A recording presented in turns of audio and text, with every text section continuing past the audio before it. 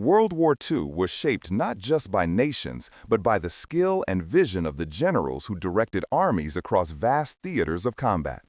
Germany, in particular, produced military leaders whose careers combined strategic brilliance, audacity, and sometimes moral compromise. These commanders rose from diverse backgrounds, often from middle-class or professional families rather than traditional aristocracy. Their preparation for war was rigorous. Years of military training, early exposure to tactical planning, and battlefield experience during smaller conflicts honed their skills. The interwar period was critical. Germany's military was constrained by political agreements, forcing officers to innovate with limited resources. Ambitious officers studied history, mechanics, and logistics to find advantages others overlooked. Those who demonstrated a combination of discipline, adaptability, and quick thinking advanced rapidly. Early opportunities came during border conflicts or joint exercises, where successful maneuvers could bring recognition and promotion. When the war began, these officers faced a crucial test. The early campaigns in neighboring countries required rapid coordination, intelligence gathering, and decisive action. Commanders who excelled were able to implement strategies that leveraged speed, surprise, and concentrated force. Their ability to make difficult decisions under pressure set them apart, earning promotions and, in some cases, the highest military ranks. Yet advancement was never guaranteed. Political interference was constant, and loyalty to national leadership often mattered as much as battlefield results. Officers had to navigate rivalries, internal suspicions, and the whims of their superiors. Those who succeeded combined tactical genius with political prudence, while missteps or hesitation could end a career abruptly. Several traits defined the most effective commanders: boldness in taking calculated risks, innovation in battlefield tactics, and resilience in adversity. Their successes were often tied to daring operations, unconventional maneuvers, and the ability to anticipate enemy responses.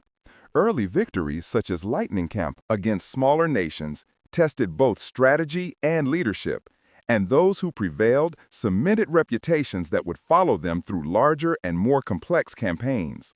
Even at the height of their power, these commanders were not immune to scrutiny.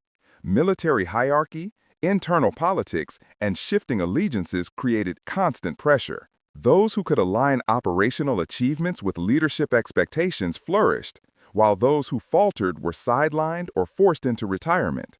The rise of these elite commanders was a mix of education, talent, circumstance, and personal determination.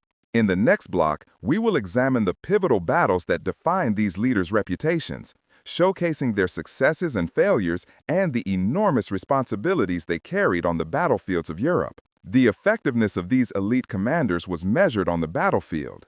Rapid, coordinated strikes became their signature, often overwhelming numerically superior opponents. Early successes demonstrated the value of decisive leadership, and some commanders were able to transform strategically weak positions into advantages through ingenuity and bold action. The campaigns of the early war years were the proving ground. Coordinating multiple army divisions, artillery units, and mobile forces required exceptional organizational skill. Commanders who excelled in these environments quickly gained the trust of their peers and superiors, enabling them to take on larger, more critical operations. Battles in foreign territories often involved not just enemy forces, but complex logistical challenges, long supply lines, unfamiliar terrain, and adverse weather conditions. Those who could maintain discipline, morale, and efficiency under these conditions were regarded as the finest in their field. Yet success was fleeting. As the war expanded, operational complexity increased.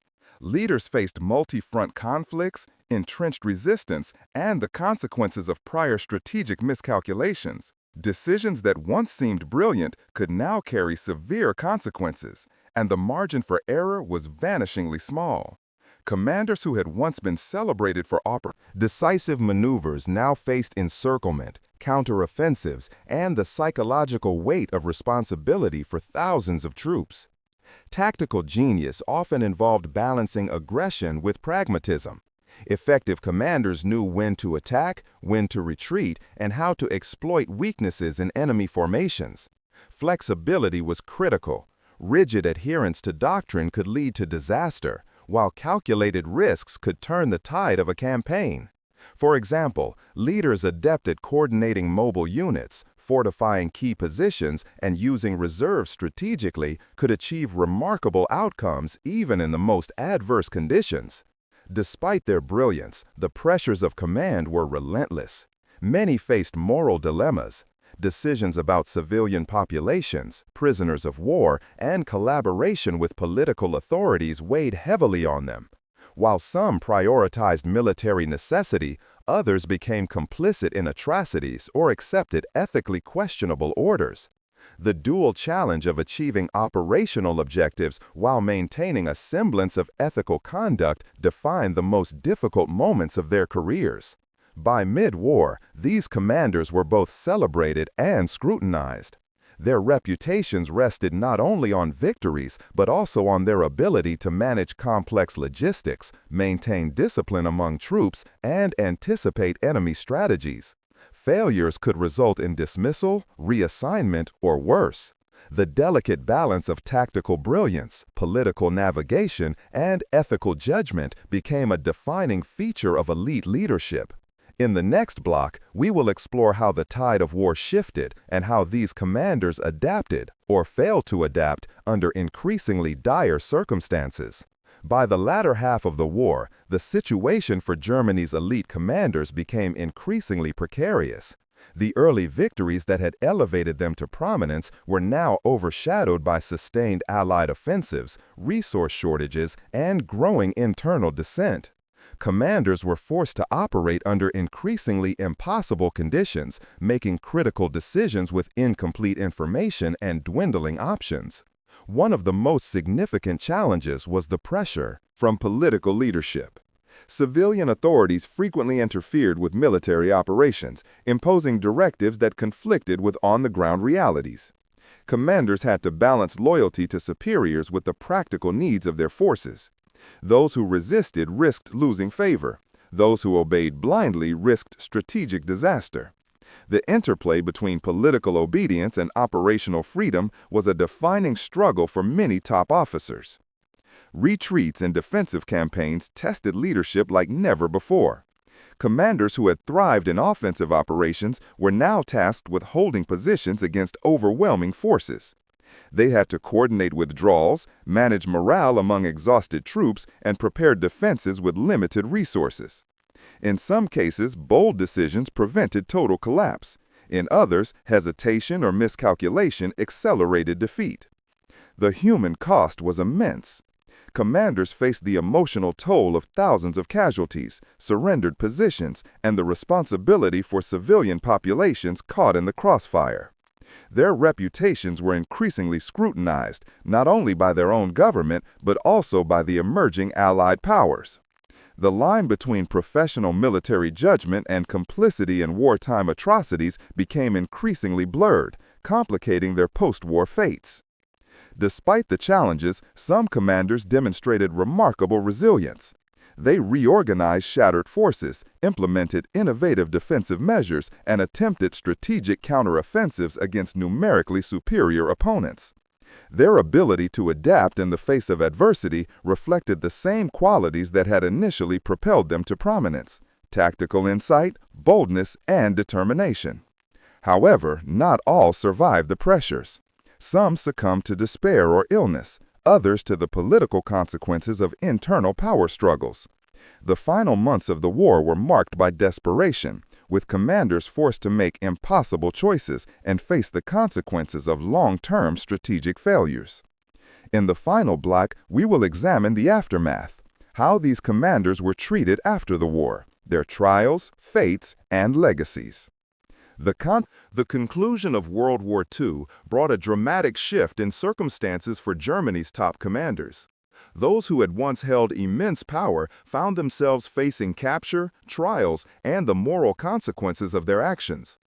The Allies established tribunals to hold military leaders accountable for war crimes, crimes against humanity, and breaches of international law. Some commanders were tried and convicted, serving prison sentences for their roles in atrocities or for enabling aggressive warfare. Others were released due to insufficient evidence or medical conditions, while a few evaded prosecution entirely. These varied outcomes reflected the complexities of post-war justice, including the difficulty of establishing direct responsibility, political considerations, and the practicalities of rebuilding Germany. Beyond legal accountability, the personal fates of these commanders varied widely. Some returned to civilian life quietly, their reputations tarnished but intact. Others spent their final years reflecting on decisions made under extreme pressure. A number went on to advise new military organizations in post-war Europe, contributing their expertise to defensive strategies while avoiding the shadows of their wartime decisions. The legacy of these commanders is equally complex. Military historians continue to study their campaigns, analyzing brilliance, innovation, and failures. They remain subjects of fascination for their ability to manage vast forces, make high-stakes decisions, and shape the course of major battles. Yet their careers also serve as cautionary tales about the dangers of loyalty to unethical leadership and the moral responsibilities of those in command. Ultimately, the stories of these generals highlight the human dimension of warfare: ambition, strategy, courage, and the consequences of choices made in extraordinary circumstances. Their careers illustrate the interplay between talent, circumstance, and moral accountability, offering lessons that remain relevant to military and civilian leaders alike. If you enjoyed this exploration into the lives of Germany's top military leaders, don't forget to like this video and subscribe to the channel for more. For more in-depth history content, your support helps us continue uncovering the fascinating stories that shaped the world.